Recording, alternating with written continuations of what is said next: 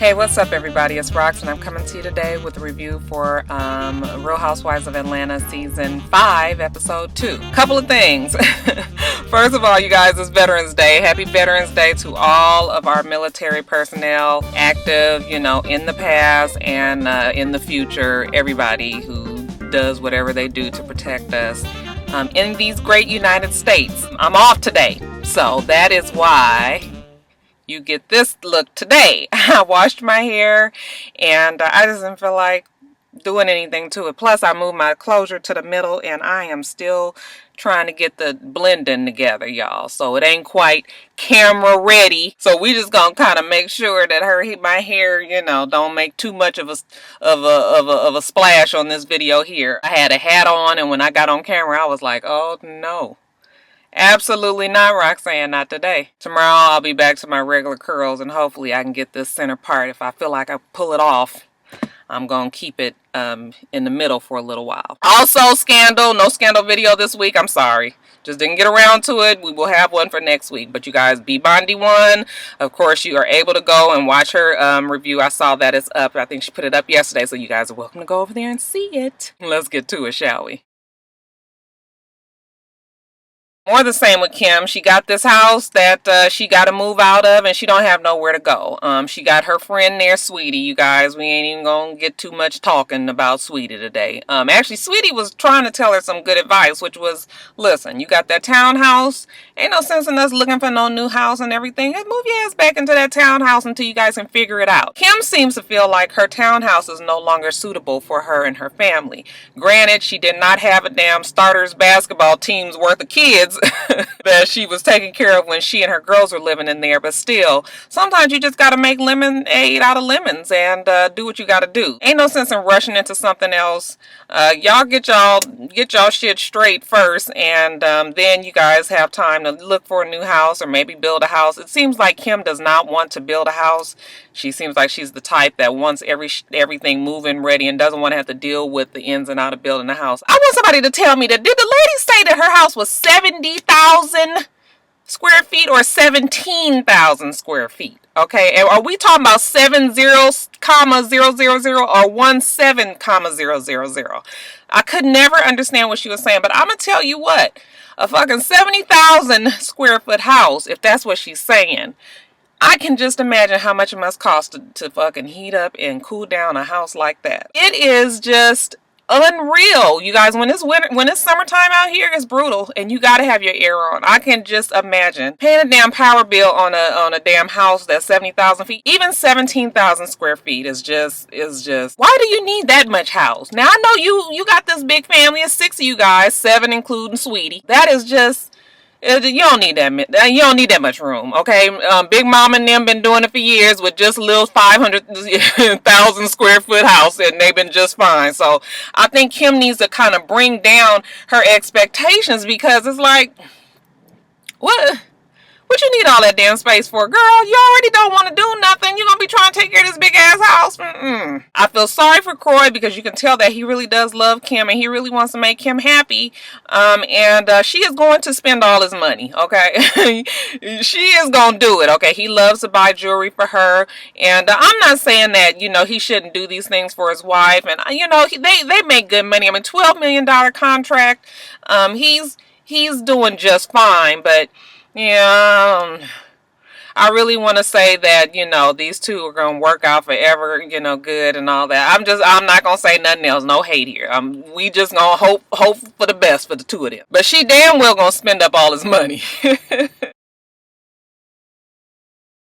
Kenya's family is here in Atlanta, and this is the reason that she said that she has, focused her whole everything on moving here to Atlanta to, get herself together, get some sperm to them old dusty eggs so that she can spawn. Sorry, y'all. I gotta say it like that because that fucking Kenya is not human. Kenya ain't getting no younger. She's in her 40s now, and she's ready to make it happen. Now, her aunt comes to visit, and did anybody else catch the old funky remark when her aunt handed her the flowers, and she was like, oh, Walmart special? I'm just like, well, fuck. She ain't had to bring you shit, okay? The aunt is just like, listen, now, what's going on with you and this Walter guy? Why I ain't never met him, okay? What happened with you and Eric? I loved Eric. Eric was a good guy. He did everything right. I don't understand why y'all not together. And, you know, Kenya's like, listen, Eric, it just didn't work out. I don't know who Eric is. I think he's a football player. So I got to ask one of my girlfriends at work. She know all the football players, always telling me some story about somebody. You know who that is?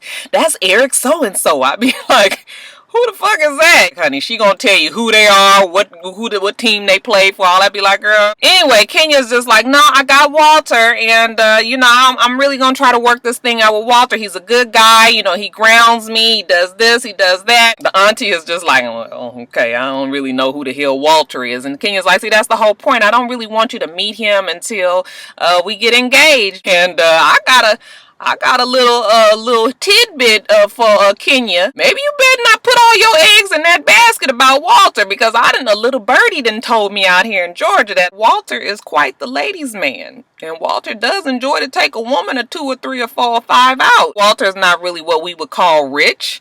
Yes, he does probably own some property and all, and he does own his tow company, but yeah, I think they're trying to sell us a bill of goods here with Walter. Now, that don't mean that it's not gonna work out with him and Kenya, but Kenya making it seem like Walter got all this money just at his disposal, and from what I understand, that ain't really how it works. But you ain't heard that from me. Auntie ain't really feeling Kenya's response, so Kenya, you know, she tried to cook up some tears, you know, she just like, it's really important to me. This is the same face with no tears. Okay, it's really important to me that you approve of him, because you guys are so important to me, and I really want you to. I'm just like, girl, if that was the type of acting that you was doing in your movies, no wonder the shit went straight to DVD. But whatever she does, a little crying, a little crocodile tear, she get a little bit, she squeeze a little bit of tear out, and that's probably from just not blinking. Y'all know if y'all sit straight like this long enough, your eyes will get to water. Auntie's like, oh shit, girl, I didn't want you to start crying. All right. If you feel like he's the man for you, then I ain't gonna really worry myself about it. I just want to meet him. But you know what? If you like him, I love him. Okay, stop crying. No, stop crying. By the way, everybody been saying that Kenya has on contact lenses and everything. No, those are her eyes. She has beautiful, beautiful eyes. If anybody even noticed on that scene, her eyes are normally like an amber color, but on that scene specifically, her eyes was like a grayish, like almost like a gunmetal with some olive mixed in. I was just looking at her eyes and I was like, no wonder that she has initially captivated so many people, because her eyes are very, very striking. It's just a shame that they wasted in somebody that's so fucking mentally tilted.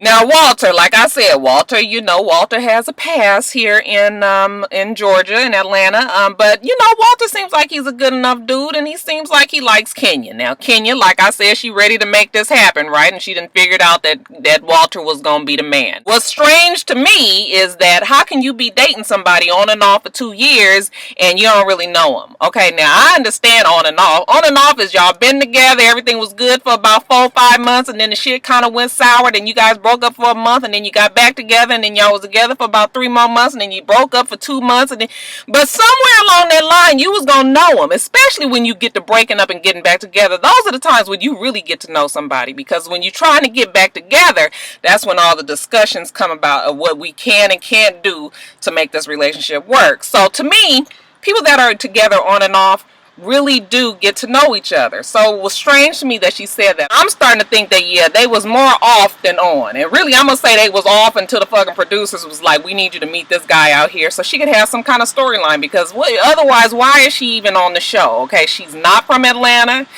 She's not a wife. It didn't make sense to pull her onto this show. I know they had Kandi, but at least Kandi was in Atlanta, and Kandi was engaged at the time. So, they got to have a storyline for her. So I think that's how she ended up with this Walter guy. Because like I said, Walter got a tow truck. Okay, what the fuck can he do for Kenya? Unless she need to get her damn car moved from her fucking garage to the damn dealership, then what else Walter gonna do for her at this point? So they talking, you guys, because now we got to get to know each other, okay, after 2 years on and off. Thing with skeletons, you guys, is that sometimes it's best to keep a skeleton in a damn closet, okay? Why we need to be bringing out what happened in the past if it ain't got nothing to do with you? As long as you was not a murderer, and I ain't got my life ain't in danger and everything, I prefer not to know about certain things, okay? Let's just start over fresh from here, and let's move on. I don't need to know all the extras, because you see what happened to Kenya. She get to talking to him about his skeletons in his closet, and Walter's like, well, Yeah, I like to date around. I done dated a couple of women out here, asked a few of them out. One of them being Kandi, and she was just like, Kandi? And he was like, yeah. And she was just like, oh, so you was attracted to him? And he was like, yes. She was like, okay, so now we got this big booty bitch that I got to be worrying about because you asked her out. And he was just like, well, don't worry about it because she told me she didn't want to go out with me. And then that was like a really big problem because now you playing second best up to one of your peers. Now, I know Kandi and Kenya not friends, but still, who would have known that they man was turned down by one of their friends? It's just like, oh, nigga, maybe you ain't the one I'm supposed to be with. It kind of just makes you look at your man like, oh. So, she's thrown off, okay? She's like, I got to deal with this. And, he's looking at her like, oh, Lord, what is the problem? She rushes off to the bathroom because she's just like, I gotta think about this a little bit. And, I guess Walter, while he's sitting there thinking like, I need to change this the hell up real fast or else this is going to be over. So, she comes back to the table. He gets to telling her how much he's attracted to her and why he was attracted and she's a go-getter and all that. And she's right back to her like, oh, thank you. Now I know what everybody want me to talk about is the skin. Now it's a sensitive issue for me because I have skin problems myself, so I know how difficult it is to try to get control of your damn skin. My skin can act a fucking fool, you guys, and you guys don't really see it that much on these videos is because I'm back away from the camera and I have on makeup, of course, and this is not really a high quality, high definition pickup, so you guys don't really sometimes see when I'm having like a really bad skin day. However, if you're gonna be on a show that's nationwide like this, you best get that shit together, okay? Because it's so many people that are so critical and so, everybody is watching your every move, okay? Now, we'd have known you as Miss America, Miss USA, whatever the fuck you want to call it, and we are expecting you to be this, you can't be up on the TV looking like you got some uncooked, Jiffy cornbread mix. No, I shouldn't say that. Y'all, it's toe up. Like, it is so bumpy. That shit is so bumpy that it looked painful. I done had acne really bad, so I can tell you that's that fucking kind of acne that when you bend over like this, that shit be hurting. Like, all of the pressure go to them bumps and it just be like right there. I don't understand why people that have access to, some of the best dermatologists and doctors and things like that do not get a handle on their skin, because I don't have that kind of money, and I'm telling you, my ass is up at the fucking Kaiser, at the dermatologist, like, give me some red egg, give me some clindamycin, let me just figure out what I need to do here. So, I don't really like to talk about the fact that their skin is fucked up, but you guys, I have a 3D high definition flat screen, like 50 inches or something like that, and that shit be so big and bumped up in my face. I was just like, damn, girl, you don't have to get you some water. We're gonna have to work that out. We need to do some microdermabrasion. We need to fucking get some laser to that. I know I shouldn't say it.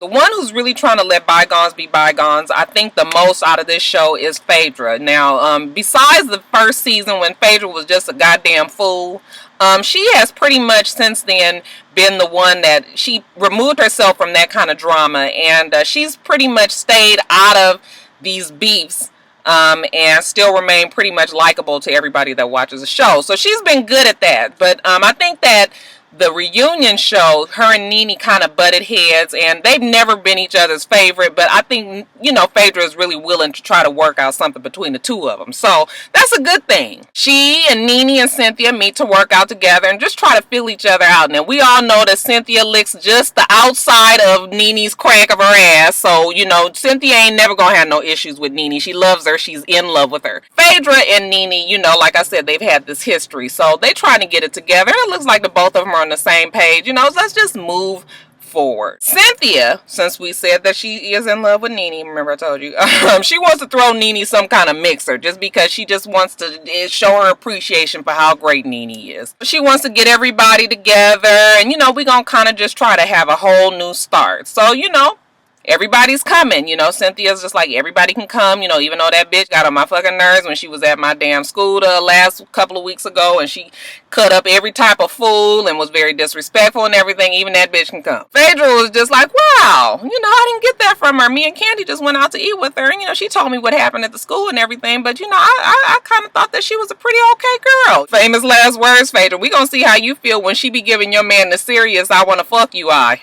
then we'll see what you think about her. Later on, Phaedra goes over to Kandi's house, and you know, Kandi and Todd are trying to get their house together, and I like the two of them together. I know it is kind of soon for them to move in together like that, but I really kind of think that that might be Kandi's house. Todd just lived there. That might not be true. I mean, he might be on the lease too, but I mean, they just seem like they work together, you know? Sometimes you know that it's just right, and you just move forward, and we gonna be positive and think that's how it's working for the two of them. But anyway, Phaedra goes over to the house, and you know, they're talking, and Phaedra's just like, you know, I was at the gym with Nene and Cynthia, and Kandi is just like, oh, you and Nene are friends now? And she was just like, yeah, you know, I feel like, you know, we're going to just move forward. We're going to have this, you know, Cynthia's having this mixer for her, and everybody wants to come. And Candy's like, oh, so all of a sudden y'all besties, huh? Okay, the bitch didn't even know y'all. Y'all lived in a population 25 town growing up, and neither one of y'all knew each other. Now all of a sudden you guys are good friends. And a lot of people are saying that Kandi is being messy by, you know, trying to keep Nene and Phaedra apart. But like I said, you know, those things are easier said than done. You guys have to remember that her and Nene, you know, Nene was kind of disrespectful to Kandi, you know, talked about her businesses and made it seem like she was just some any old nigga off the street, basically, and, you know, just never gave her props. And I don't know, it almost felt like Nene was sort of jealous of Kandi, and she didn't really have a reason to be, but because she was doing her own thing too, but she just always made it seem like Kandi was beneath her. And so I could see why Kandi is just like, you know, hesitant. People don't just, it's easier to say that you're gonna change, but you know, you gotta see for yourself if you and the other person that you have the problems with are on the same page. Okay, I'm not really gonna come to be your friend. I'm open to try to work it out, but I'm not gonna come all full forward. I'm not coming 100% of the way. You have to meet me 50% or fuck it.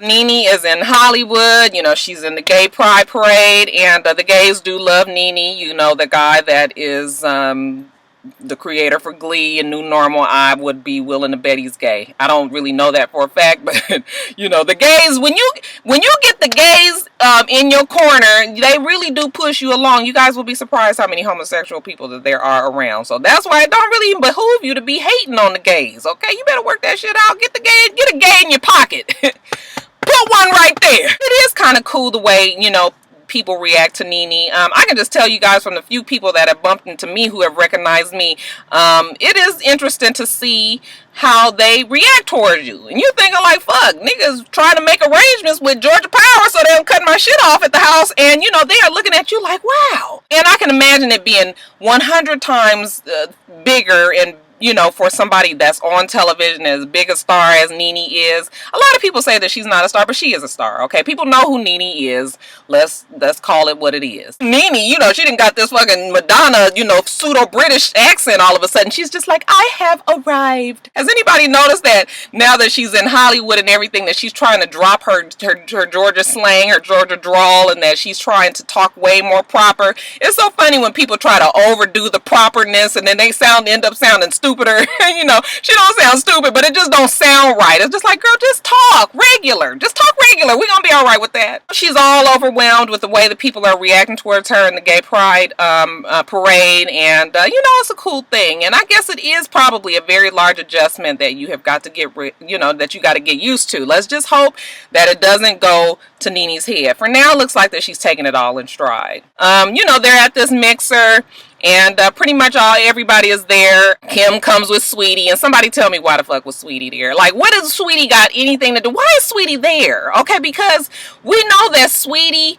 is a lot of the cause of the contention between Kim and Nene. You know, that a couple of seasons ago, that was the whole reason why Kim and Nene had their fight, because, you know, Nene was feeling like Kim was treating Sweetie like a slave. Why would you bring something that is so much the fucking hot button? And I realized that Sweetie is Kim's bravado. She's her backbone, okay? She is the one that allows Kim to say what she wants to say and do what she wants to do, because last season Sweetie was not there and Kim was a totally different person. Now we got Sweetie back, and here we got this fool Kim back as well. I was just like, oh, now what the fuck is Sweetie there for? This bitch ain't, you know, that's why they said it was a mixture of a whole bunch of people. And I was just like, yeah, okay, that they had the who's all the way down to some of the most best dressed hood rats around. So I guess it was a good mix of people. Now, I will say that Kim had a point, okay? I hate waiting on people. I hate waiting on people. I think that's so disrespectful to my time for me to have to wait on you, okay? And fucking 2 hours is a long ass time to wait, okay? Especially when you ain't want to be there in the first place. Kim waited as long as she really needed to wait. Ain't nobody got time to be sitting around waiting for your fucking grand entrance, okay? I got other things to do. So, you know, Kim was there and she was just like, where's Nene? I'm gonna tell you what, after an hour, Rocky'd have been outie. I'd have been 5,000. Y'all wouldn't have seen me. I'd have been it, okay? So, you know, when she was walking out and Kim was, and Nene was walking in, and, you know, Nene's just like, wait, where are you going? Where are you going? I want you to stay. And, you know, Nene and Kim is just like, I gotta go. My husband is waiting. And, you know, she was just like, oh, just, you know, just a few more minutes. Just come back for this. I just really want you to be here for this. And you know, Kim was just like, okay, I'm gonna go to the bathroom and then I'm leaving. And then Kim just dips. That was kind of like rude. And because what you really should have said was like, girl, you know what? I've been here 2 hours and I've been waiting. I got to get home. But you know, I really appreciate you inviting me. We got to get together and talk. I know we got some things that we need to hash out, but I got to go right now. If she would have just kind of said that, then yeah, maybe it would have worked out better. But you know, she just dips. Again, I can't say that I blame her because we already know the history of Nene and Kim. Nene was just like, y'all saw that I tried, and she did. She really did try to let bygones be bygones. So, you know, good for Nene, but you know, that's that. So anyways, you know, once they realize that Kim's not going back, they move on with the show. You know, Cynthia gets up there on the mic and Cynthia starts talking about her overwhelming love for Nene. You know, how she talks to the burning bush and how she fed everybody at Lenox Mall with one fish and a couple of loaves of bread. And Nene graciously soaks it up, okay? Kenya ain't really got time for the bullshit again. You know, she was like, okay, now that the clown show is over. And I was like, oh, damn, no, she did not just... Did she just call Cynthia a fucking clown? And I couldn't tell if Cynthia heard it or not because, you know, the way they edited her on this show, I couldn't tell if that was just kind of her speaking out loud, but they made her mic louder so we could hear it, or, you know, she really said it to Cynthia. But whatever it was, I was like, damn, this bitch is crazy. So, you know, she goes up to Nene and she's just like, listen, I know that you and Cynthia are really good friends and all, but I'm hoping that, you know, you don't let that affect how you and I get along. And Nene is just like, you know what, I'm cool. You know, Nene kind of got a little kick out of the whole thing because Cynthia, I'm gonna tell you, I'm gonna have to give it to Cynthia because Cynthia came up there and was just like, Kenya, you know, let me ask you, when did you win Miss USA, Miss America, whatever the fuck you want to call it? Did you win before or after Vanessa Williams? Because really, you guys, and people around my age and older, those are the times when those pageants were big deals. Nobody even cares about that shit anymore. Kenya's just like, everybody knows that Vanessa Williams was the first black Miss America.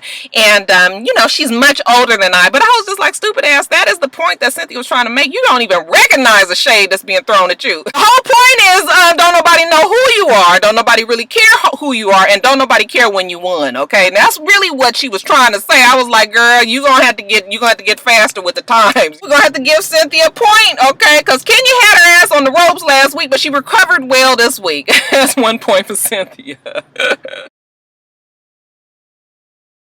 Alright, you guys, so that's it. It's a good show. Y'all enjoying the show so far? So far it's been, I feel like it keeps my attention, so I'm fine with it. Next week, I guess the Portia girls is going to come into the cast, so we'll see how the dynamics of the show changes once we get one more girl in there. It is a lot of people on this show, but it, you know, it works out fine. Kim is leaving, and so is Sweetie, thank goodness. You guys remember to rate, comment, and subscribe to my channel. I'm itsrox. My channel is for itsrox. Everything else I do will be in the bottom bar below. Alright. So I hope that you guys have a wonderful, wonderful rest of your day, and I plan on doing the same. Until next time, rock stars. Bye.